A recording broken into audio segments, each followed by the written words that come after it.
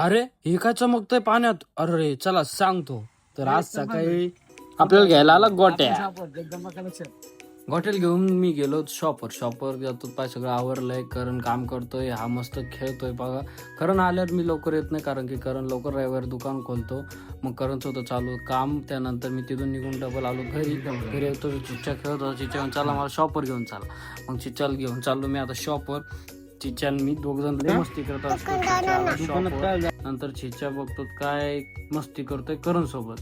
त्याची काही मस्ती कमी होतच नाही. मग ते नंतर आला आपला गोट्याला मग नाकरे करतो. मग आला सुंदर्यात नंतर मी गेलो गणेशभाऊच्या ऑफिसवर. मग आपले दीपक भाऊ भेटले. आज गाडी नेली वॉशिंगला. तर भाऊ कोणता पक्ष आहे आपला? शिवसेना किती महाराज आहे? 4 गाव.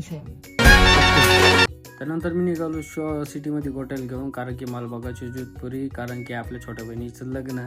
तर त्यानंतर आम्ही चाललो होतो सिटीमध्ये कारण की रविवार होता तर दुकानं भरपूर साऱ्या बंद होत्या.